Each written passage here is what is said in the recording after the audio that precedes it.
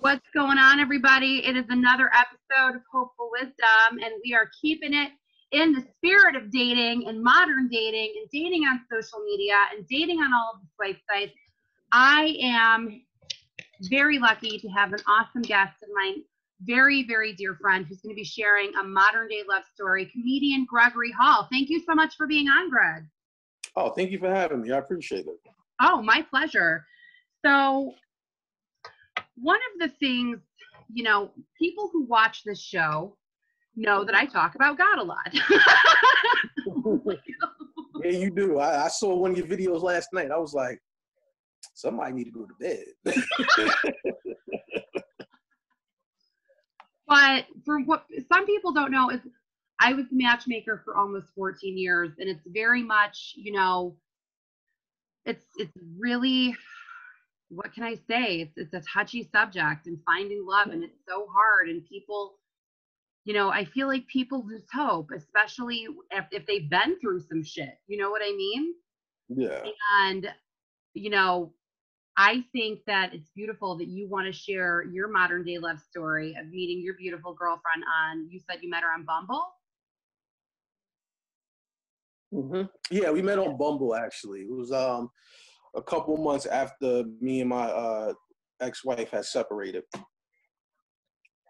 So how did that go about, and what would you, I guess, so you signed up for Bumble.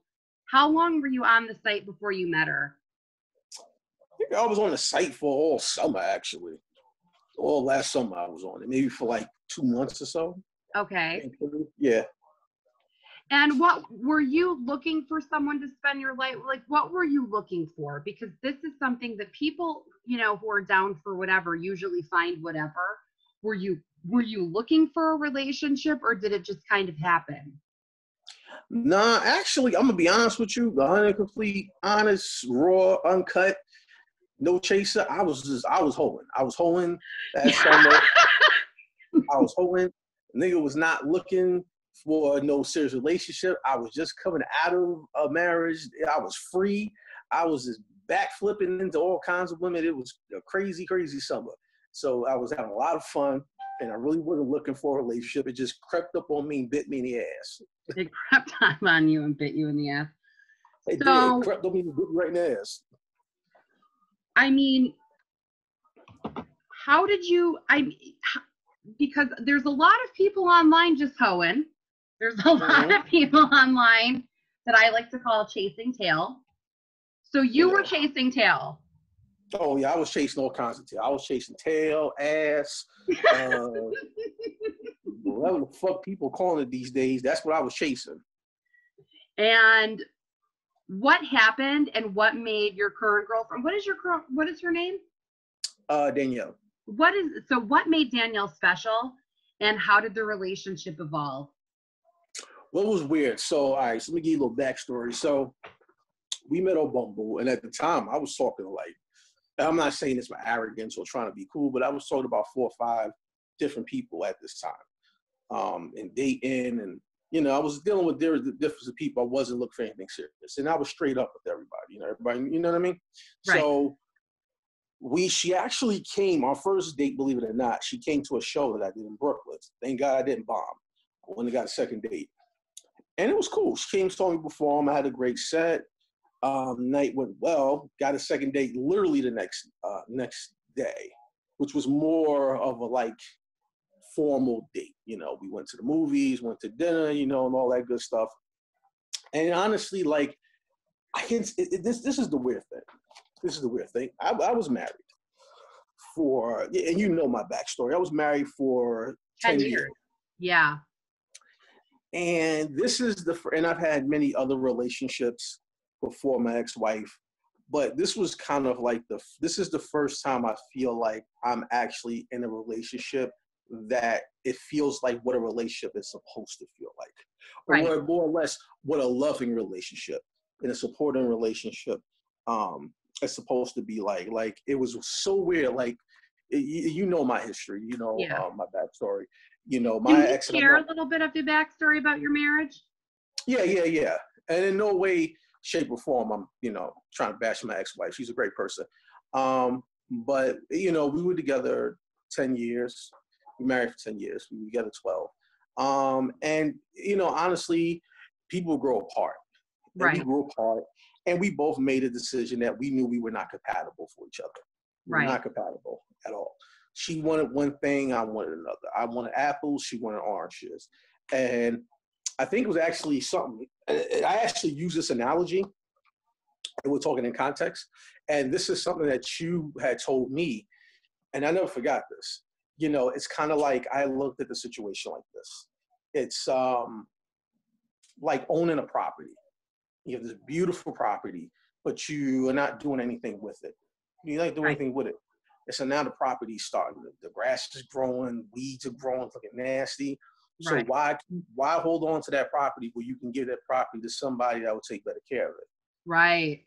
So that was something that I really was makes a lot of sense.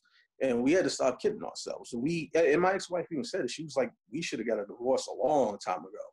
Right. But you're in relationships and you start kidding yourself, but it's so funny because hindsight's 20/20.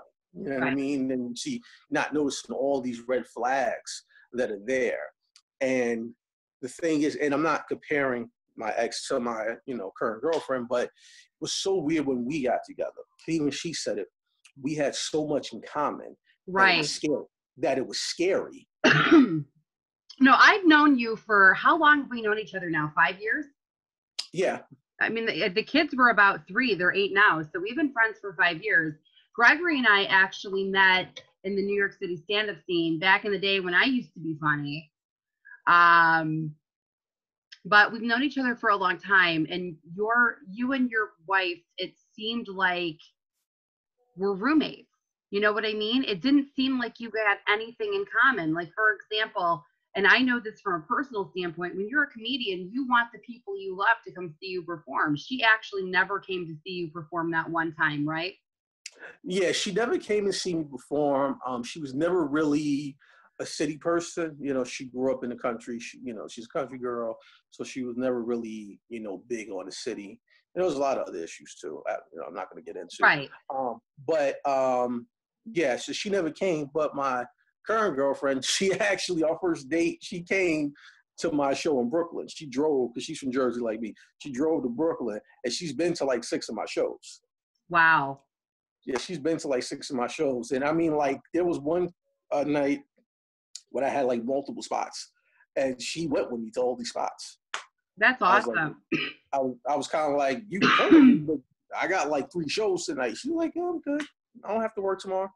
And she came with me, and it was so weird because we had so much in common, and we're just really on the same wavelength. And it's so weird how you can manifest things, because she told me that, because she's into all about manifesting and doing vision boards. She's into sage and crystals, and she's into, that's what she lives that. That's her life. She lives that. And she said that she asked for me. She said that before I met you, I asked for you. Right. You were on my vision board.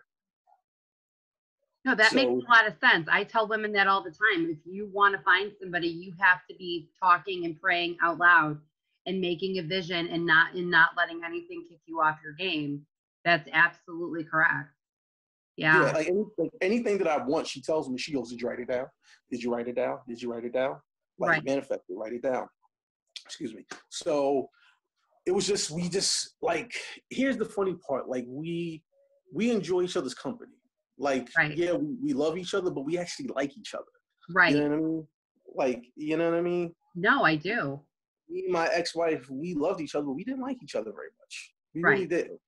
But, me and my, current girlfriend, and, it could just still be the honeymoon stage or whatever. But well, you guys have been together for a little bit now. How long have you been together now?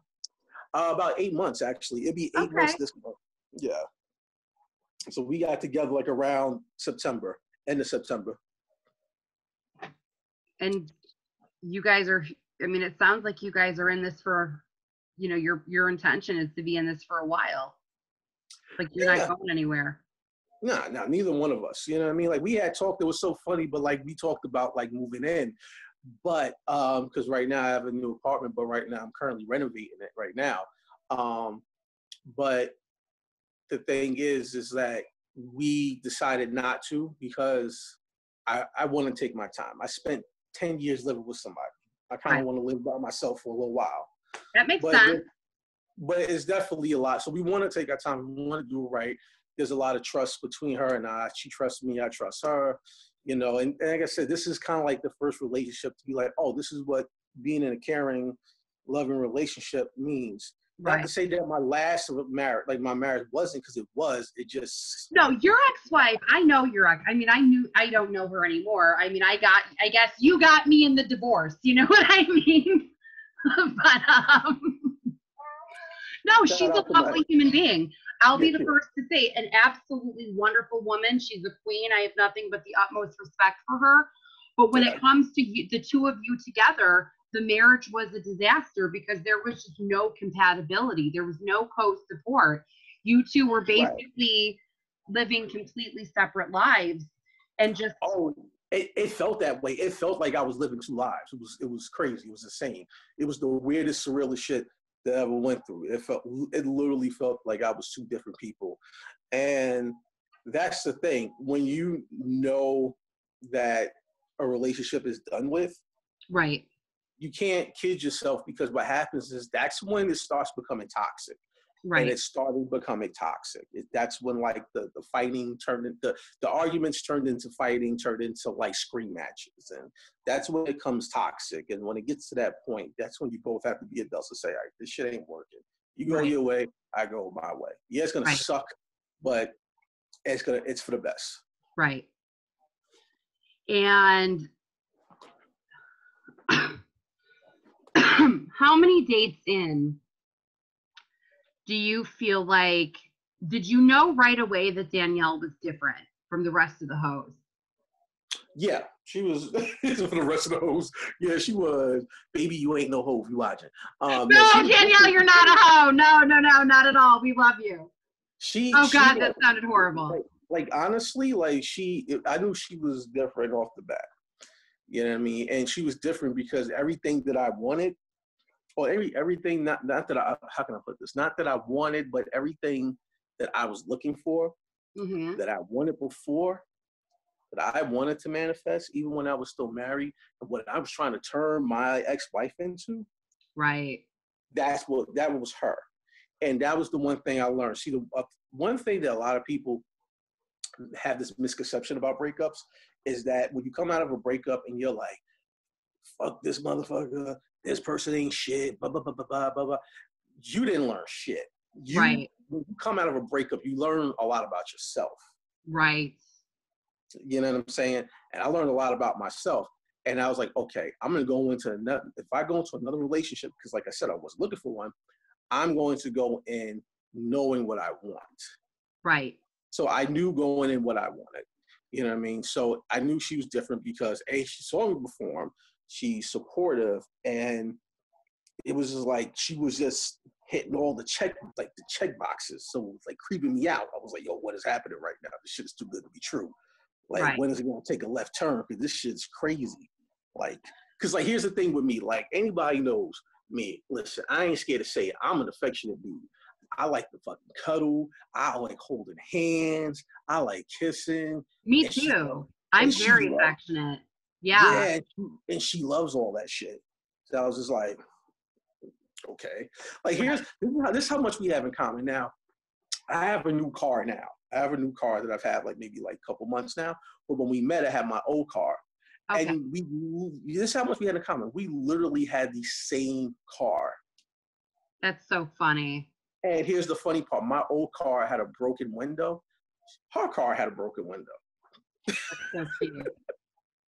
That's Her so car cute. had a There's broken no window. such thing as a coincidence, Greg. There really isn't. And sometimes I feel like God puts us in a position where it's really clear that even though you were chasing tail, Oh, I was crazy. even though you were chasing tail, Listen, what I was a hoe. what I think is so important for people to pay attention to is that even though Greg was chasing tail, he knew what he wanted and wasn't afraid to go for it when he saw it. But would you agree you have to go into a dating situation knowing exactly what you want? When you put yourself on these dating websites, if you're down for whatever, just say that, but leave the people who are marriage minded alone. You know what I mean? Mm-hmm. Yeah, I think that was like, even though I was like dating multiple people before I met my girlfriend, you know, I still knew what I wanted, but I was dating multiple people because they weren't what I wanted, but I also wanted sex too. So this is like, we chilling, we not serious, we not committed, but you know, it's consensual. We doing our thing, and we'll see where it goes.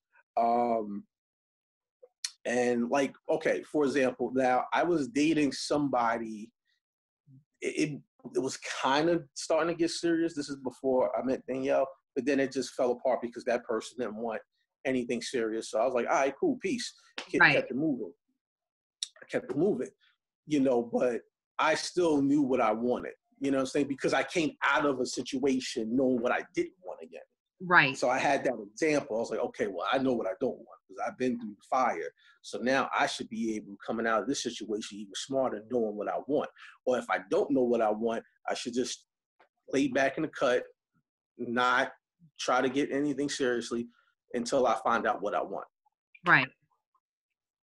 Yeah. And I mean, what do you think you know, everybody wants to find love.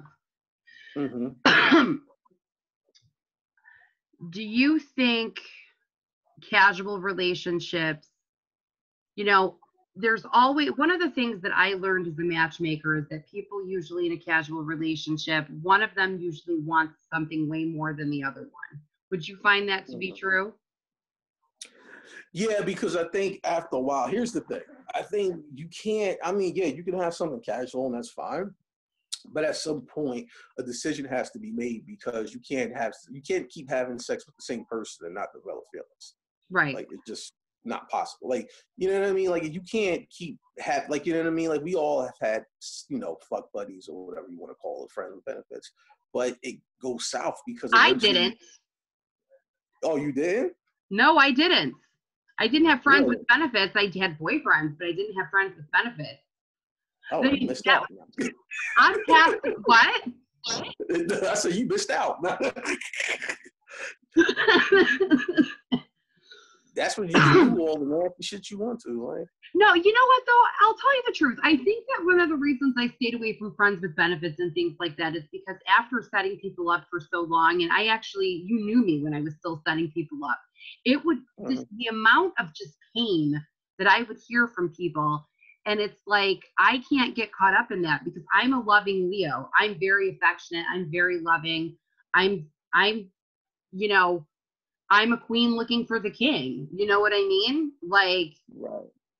I've always been laser focused. Well, here's the thing too.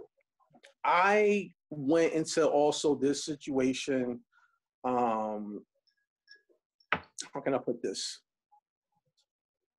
I went into this situation not putting the edited button, meaning that every time we meet somebody that we're dating, I mean, even when you go on dating apps, you're trying to fix your profile, make it look all pretty and stuff, even though we're all horrible people. But you know, you try to put your best foot forward. Right. And I can say, especially for men, we try to put the edited button. So even when like you're talking to a woman, you're on a date with a woman, and she's telling you things about herself, and now in your brain, you're like, I'm not really into that.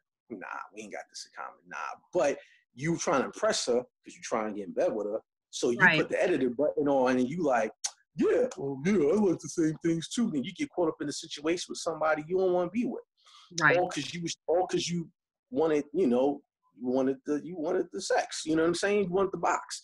So I tried not to do that. I tried to be the most authentic person that I can be. But one of the things that my girlfriend loves about me, she's like, you're a nerd. You know what I mean? And she's like, that's what I love about you. You were yourself. Right. And I think also too, age plays a factor. You know what I mean? I'm 37. I'll be 38 next month. I'm not trying to be 40-something years old out in the club chasing young tails, trying to be, you know, be Mr. Creep. Like that shit gets played. So I was just like, all right, I'm coming in knowing what I want, because I think my first marriage, I think what happened was, I was very young when I got married. Right.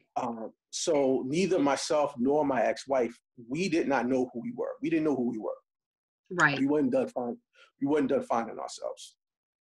And I think during the course of the marriage, eventually when I got into comedy 6 years ago, that's when I found myself. Right. And then I started to change. I started to evolve into the man that I wanted to be, that I envisioned myself to be. Right. And that's where the unevenness started to happen, because I wanted one thing, she wanted another. Right. And you know, like, for example, now I went into this new situation where, all right, cool, I like you, you like me, but this is what's going to go down. And that's like something, I'm going to quote a very funny comedian who has a dating podcast himself, Dante Nero, said it best. When you meet somebody, you put out your non-negotiables and you don't negotiate. Right. So when I met Danielle, I put out my non-negotiable and didn't negotiate. The meaning, like, listen, I'm a comedian, I'm a stand-up comic, I'm an entertainer. My career comes first. Right. So you have to understand that. You have to understand it's going to be a lot of nights I'm going to be out. There's going to be a lot of nights where I'm going to be coming home late at night, all hours of the morning. You know, you have to trust me, blah, blah, blah. And she was like, cool. She's like, listen, I know what I'm getting myself into. And all I ask is that you just text me, let me know you're alive when you get home. And that's it. Right. And I'll check it in the morning. And that's it. And let me tell you something. You don't know how good it feels. Oh, how good it felt, because, you know, we were quarantined. How good it felt to just go out, do my thing, go perform, do my sets, go to work, come home 2, 3 in the morning, and not have to worry about the repercussions of it. Right. That shit felt amazing. No, the life of a comic, I mean, what people have to understand is, like, I did stand up, and one of the reasons I don't do stand up anymore is, I'll be honest with you, I'll be the first to admit it. I love the Lord. My calling is honestly to talk to people about God and to bring it from a godly and Jewish perspective. But I have respect for comedy. It just wasn't my calling, but I learned a lot about who I am. And I feel like I had to do that. I had to make my life about comedy before I could do this. I never could have done this had I not done that. You know what I mean? Right. And I think because what people have to realize about when you're answering this kind of calling is you're being divinely led. Like, this is the most important thing in your life. Right. Well, because the thing is, if you don't put yourself first, then the person that you're in a relationship with is not going to put you first. Right. You know, so they have to see it just serious. Like, she has a thing. She has a day job, but she's also an entrepreneur. She do her thing. I don't bother her. I'm like, yo, baby, do your thing. I'll let you later. Peace. Right. You know what I mean? And, you know, we good. So, I mean, right now, everything is good. You know what I mean? And I was like, oh, this is great. This feeling of being in a relationship, that's loving.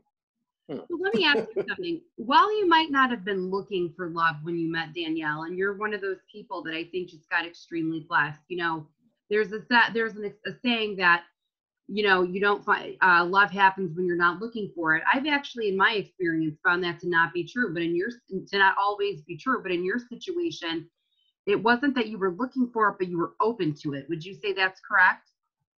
Yeah, I was open to it because, listen, I was on Bumble. First of all, my Bumble and Tinder profile was terrible. Okay, it was terrible because I had great pictures, but, like, you know, people got to fill out the profile and the bio. I ain't do all that shit. I'll be honest with you, I'm lazy as fuck. I ain't had that kind of time. I'm like, listen, if you think I'm cute, it's fucking swipe right. If you don't, keep moving left. That's how I look at it.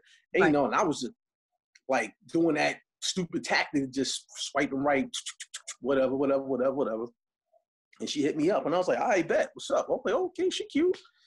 I'm open to it. Let's conversate. You know what I mean? Right. And like I said, I had more fun on Bumble than Tinder. Tinder, I met some fucking weirdos. But Bumble, I was talking to like 4 or 5 women at the same time. So funny. Some of the best people I've ever met in my life, no exaggeration, some of the best people I dated, I met on Tinder. Isn't that funny? I met some weirdo. I was talking to this one chick, and we were hitting it off. And she lives in New York. She had just moved. And she was like, oh, yeah, let's go out. Definitely would like to go out with you. I'm like, all right, cool, bet. So then she goes, oh, one more thing. I need you to fill this out. I'm like, what? So I look at the link. I click on the link. The link literally went to Ashley Madison. So this chick was married. I was like, whoa. God. Ashley Madison, go to hell. Oh, I was like, whoa, no, nah. I'm like, I don't fuck with married women. That's how niggas get shot. I'm good, sweetheart. Good for you. Good for you. I'm good. I'm good. But yeah, but I was talking to like 5 different people, and like, you know, the thing is, like, some dudes, like, they have issues. Like, I know I was listening to your show earlier, like that online dating etiquette. Right. And for me personally, like, I wasn't aggressive. I just have a normal conversation. Right. So I just have a normal conversation. Hey, how you doing? Nice to meet you. Nice to talk to you. Hey, your picture's cute. Your picture's cute too. That's cool. So what kind of, what are you into? I'm into this. That's cool. Oh yeah, me too. Yeah, I like Game of Thrones. That's dope, blah, blah, blah. Then leads to a conversation. Talk about that topic that y'all have an interest in. Just come off normal and then be like, so like, yeah, you know what, I like to, you know, you want to get together, you know, we'll meet up for a coffee date or something. Oh, I bet, when you free? And then that was literally how it went down. Like, right. Just don't come off like a creep and a weirdo. Don't be so aggressive. Be like, oh, you're beautiful. I'm telling you, I like this guy tonight sent me this message. He's like, hey, beautiful, how are you? And I'm like, can I read you what I wrote him? Am I horrible for sharing this? Hold on, let me read you what I wrote him, what I responded with. I put, hi, I'm good. I appreciate the compliment, but where are you going with this? I'm not interested in you romantically, and I need to put that out there because I don't want you to get the wrong idea. He put good luck, and I put only blessings, take care, and threw him a peace sign. That's just where I'm at, yo. Listen, that's just where I'm at. Like, I don't know what, like, I think men gotta start understanding, like, anytime you say, hey, beautiful, you're done. You're out the game. No, and here's the thing. I feel like it's you're putting yourself way too out there where you need to take into consideration this person might not like you. And I feel like that's something that guys have to, not women too, but I'm saying mostly men, have to be cool with like a woman turning them down. See, I'm glad that I was able to just express myself and be honest, because I'm not going to waste this guy's time. You calling me beautiful, thank you so much, but I know you're into me, I'm not into you. We don't even need to have a conversation. You know what I mean? Right. I mean, especially like when you're like trying to slide in somebody's DM on Instagram and Facebook. Like, one, that's not even the environment to even do that in. So the person that your DM that you're sliding in is not in that mind frame. Like, right. if you're sliding a DM or Bumble, Tinder, OkCupid, Hinge, Plenty of Fish, whatever. Right. That's the intent. It's a dating site. Right. If you're on Facebook dating, that's for dating. But if you're just on regular Facebook or regular Instagram or Twitter, whatever, you slide somebody's DM, it's not set up for that. So somebody's going to be. Here's the thing. I disagree. I feel like people have to put themselves out there. I've had friends of mine who that I have mutual friends with, and I've asked them, or I've never contacted someone outright. I have asked mutual friends though. You know what I mean? Like, I have met guys that way. I've been approached by a couple of people, and some of them were good people, just not for me. You know what I mean? I have no issue with somebody putting themselves out there. It's 2020. We're stuck in the house. There's how many billion people on Facebook? I think it's a great place to meet people, but as long as you do it with etiquette and class, you know what I mean? Mm-hmm. Like, I mean, yeah, that's true, but I'm just saying, like, it's not that environment for it, so I could see how somebody could think that's off-putting. You know what I'm saying? Right. Right. And plus, women hear that shit all the time. Women always hear, hey, beautiful, hey, beautiful. It's like, okay, thank you. You're like the 18th guy to say, hey, beautiful, and then ask me pictures of my feet. today. Right. Like, I've had take a time number. for pictures of my feet. Oh God, it's so Oh no, it's coming. It's coming. It's coming. Trust me, it's coming. It's coming. He's gonna be like, "Hey, you got a foot pic." It's so disgusting. Listen. You can make some money off your feet. I'm just saying. Women are making fucking. Maybe not my feet. Listen, I have hobbit feet. As soon as the nail salon as soon as it's safe to go to the nail salon, I'm getting a pedicure like nobody's business. Hobbit feet. I have not had a. What am I supposed to do? I'm wearing closed-toe shoes. I'm like. This is true. Well, that's I don't like know how to give myself a pedicure. I can paint. I actually am going to paint my toenails tomorrow, just because I'm sick and tired of them not having nail polish. But like, that's like my thing. I love nail polish, whether my nails look like shit or not. I love putting on nail polish. So I'm going to paint my toenails tomorrow. But like, what are you supposed to do when the nail salon is closed and you haven't had a good pedicure? You know what I'm saying? Well, yeah, we're in quarantine. It's kind of like, who's really going to give a shit about your feet? It's like, Right. I needed retail therapy. So anybody knows me, I'm a sneakerhead. And I fucked around and bought like 4 pairs of sneakers since being on quarantine. I'm sitting there like, the fuck is wrong with me? Why am I ordering sneakers? Why am I wearing them around the house? Like, right. You Are you wearing them around the house? I got a new pair of sneakers too. Nah. I wore one of them yesterday because I did go out briefly, and these were the ones right here. These are Puma's RXQ. Those are cool. So it's kind of like the dad shoe craze type thing. So I like the colorway on it. So I wore these yesterday. You have the other ones? What are the other ones? Well, this one right here, I have a lot of Jordans. So one of my favorite Jordan of all time are Jordan 4 retro 4s. So I got these. I haven't worn them yet. They're still in the box. Oh, those are nice. I like those. So I got these on the retail. So I got those. And then I got these over here. These are Jordans too, but these are Jordan 13s. And Jordan 13s are my second favorite pair of Jordans. So these are special editions. These are the Chinese New Year's ones. Oh wow, those are Jordans? Yeah, these are Jordan 13s. My glasses on. Hold on. Oh, those are nice. So these are special edition. These are the Chinese New Year ones. So I haven't worn those yet. So they still on ice. And then the other sneaker I ordered is on its way. It should get here tomorrow or Friday. And those are Jordan 5s. So I was able to get some of them under retail. Now I have to pay the resale price for them. So yeah. That's so cool.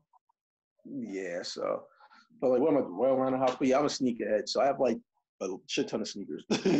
I believe you. Yeah. When you have kids, you can't buy sneakers all the time. I actually got a new pair of workout shoes by Skechers. Can I show them to you? Yeah. Hold on one second. So I just got these as a early Mother's Day gift from an aunt of mine, and they're actually really good. I go on the treadmill pretty much every day, and they're really good shoes. But I have not bought like a fashionable pair of sneakers. I think I'm going to go back for the Nike, the black, like the classic black Nike Wedge. I wore those. Do you know what I'm talking about? No, which ones you talking about? So they're for women. It has like actually, let me see if I have them in here. Hold on one second.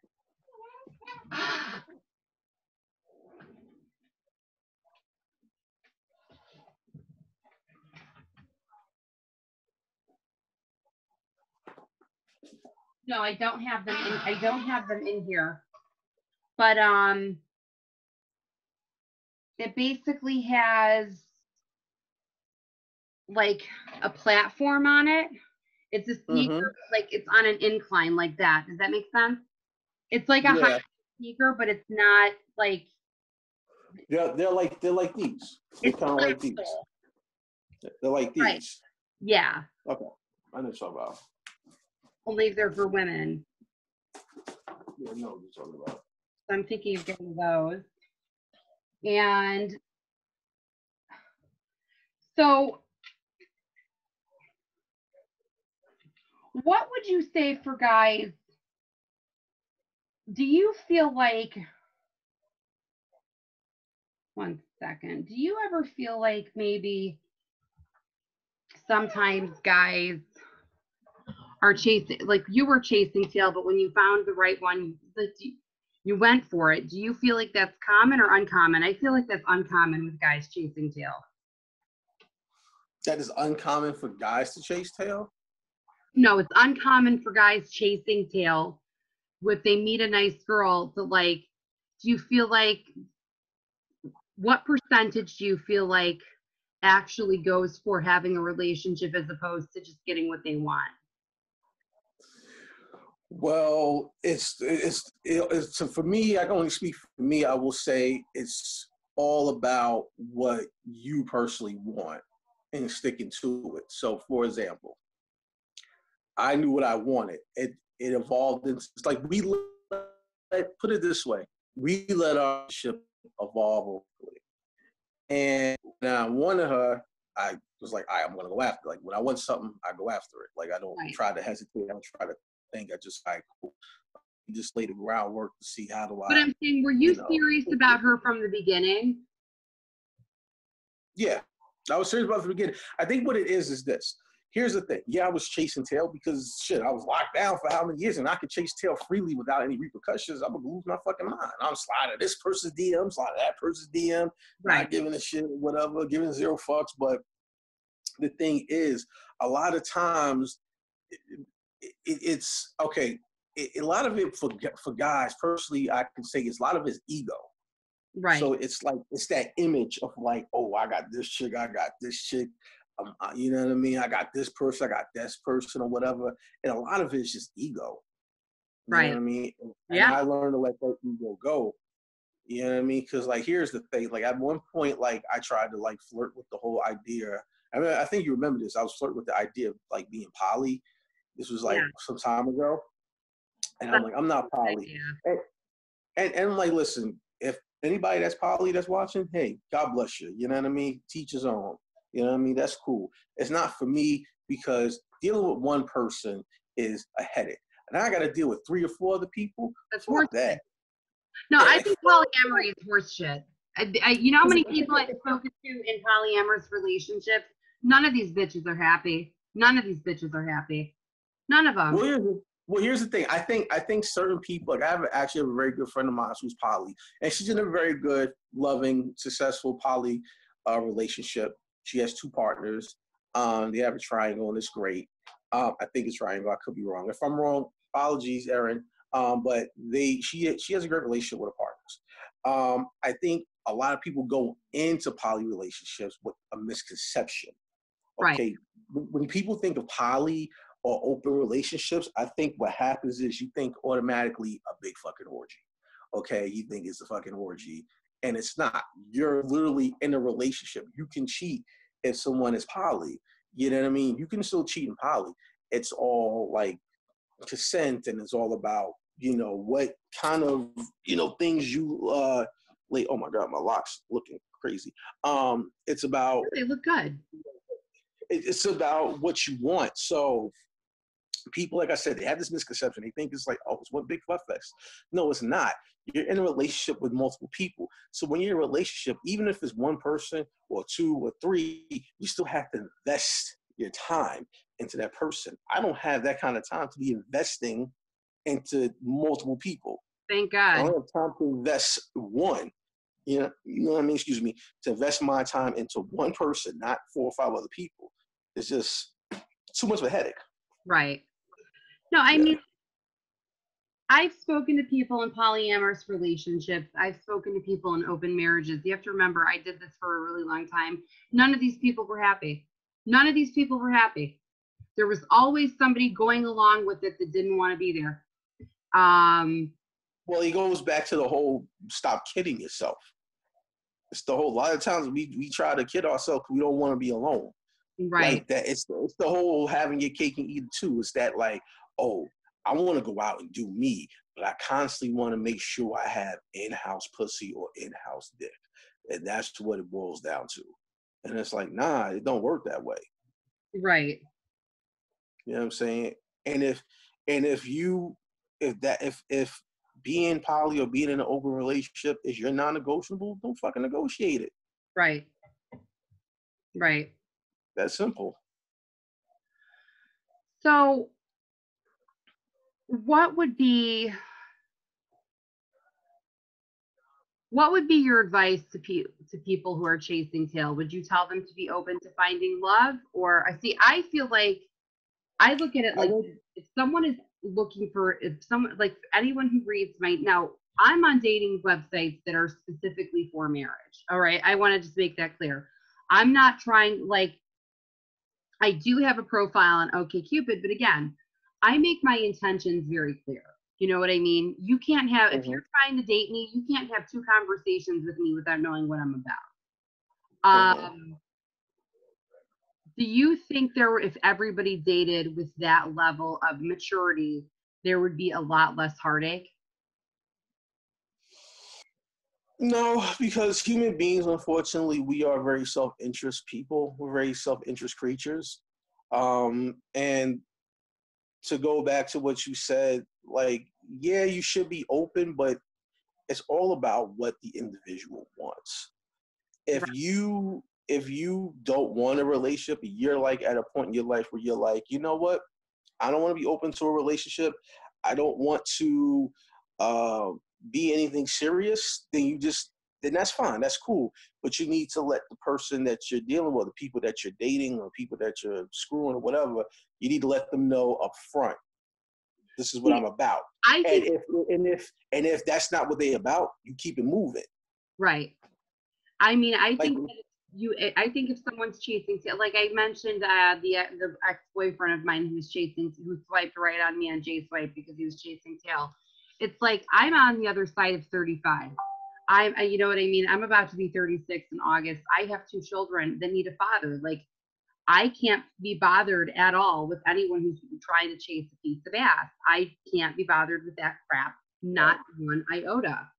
I'm just at a different place in life. For me, especially dating with kids, I'm dating for the group. You know what I mean? Right.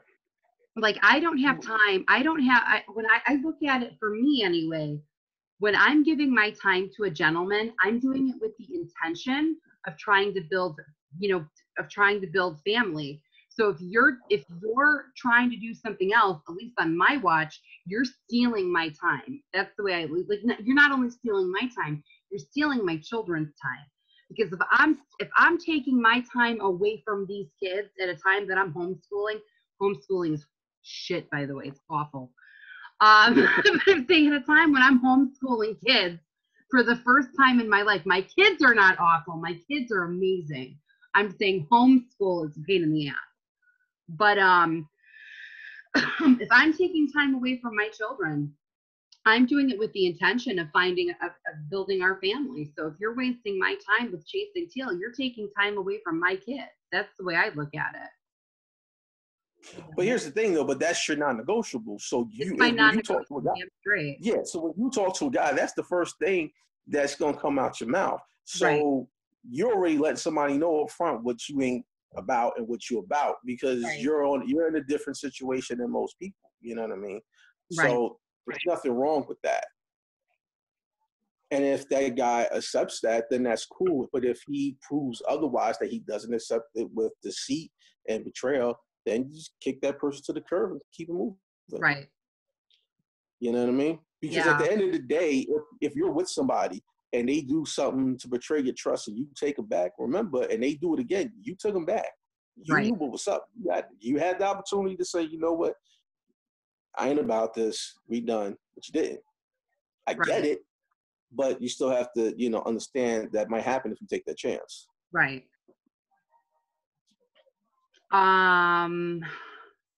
Is there anything in closing? Is there anything you want to mention?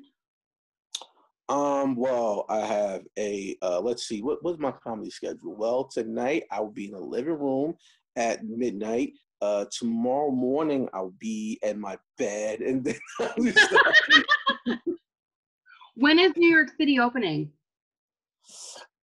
No one knows. I mean, at this point, they keep saying that tentative May 15th. I don't really see that happening for New York City or Jersey, the tri-state area in general, because this is ground zero for this pandemic. Right. And I think New York is looking at other states that opened too early and seeing how the cases are spiking up.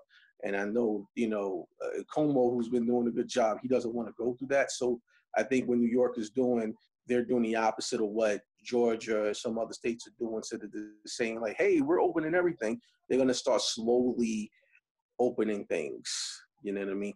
Because this situation is different. I mean, we live in an area where everybody's on top of each other. Right. So like, right, bless. So right now, I mean, honestly, I really haven't, like, I really missed the stage, but it hasn't consumed me as most comics because I've been preoccupied with a lot of stuff. I've had family members that were sick with COVID-19, but they've recovered. Thank goodness. So I'm a caretaker for one of my family members right now. So I've really been preoccupied with that, and also with the renovation of my new apartment. So I haven't really had time to really fester in like my sorrows. So I've been really busy, but I will say I'm taking this time to prepare more behind the scenes stuff. So I'm trying to get my website done over, getting business cards, and I'm actually in talks to getting a manager. So just taking care of business. And because, I mean, to be perfectly honest with you, thank you. We don't know what the outcome is going to be far as what's going to happen with comedy or just live performance in general. So we just have to be prepared for anything. And I mean, I've done a lot of thinking and, far as where's comedy going. And I've now am training myself to learn to embrace the internet and use that to my advantage. Right. Right now. So right now I'm just trying to figure out what I want to do, So that's what I've just been doing. I've just been really focusing on that. I mean, I've done a couple of like Instagram and Zoom shows. I've done people shows. It's cool, but it's not the same. I'm sure not. So it's not, but we doing what we can. And like I said, I've just been preoccupied with other things. But other than that, I'm good. And hopefully when things open back up, I have some stuff going. But if anybody's watching, you can still follow me on Instagram, Comedian Gregory Hall. And you can follow me there, and you can also follow me on Twitter at Gregory Hall 5000. So posting stuff there. So yeah, follow me on that. Do you have a YouTube channel yet? Excuse me? Did you build your YouTube channel yet? I'm currently doing that now. Actually, I have a YouTube channel, but I'm thinking I'm gonna do a whole new one. And right now I'm working on, I just downloaded a new program on my laptop. So right now I'm trying to edit my reel. Okay. Yeah. You definitely work on that. You should. I mean, you're hilarious. I'm so happy. Oh, thank you. I always believed in you, and I still believe in you. And I totally I can't wait for the day you sell at Madison Square Garden. Oh, you're so sweet. You make salt taste like sugar. I really do, don't I? I'm a hoot. All right, guys. So it's 11 o'clock here, and I have to homeschool in the morning. So I'm going to say peace out to everybody. Thank you for watching Hopeful Wisdom. We are going to keep on going in the dating series.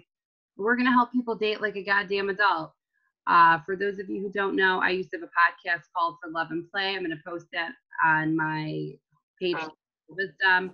But we're going to pick up where I'm going to pick up where I left off with Love and Play because this is a serious topic. It's a time that we can get to know people. It's a time that we can share.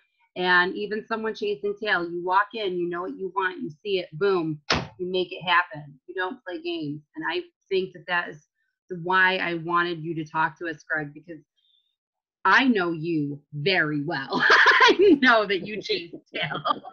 Listen, you ain't never chased my tail. I'm not mad at you. That shit's not my business. Listen, I knew off the bat what your type was, and I didn't fall under that criteria. So I did not even attempt to put right away. I feel like we felt, do you feel like that too? Like, I feel like I took one look at you and I was like, my brother.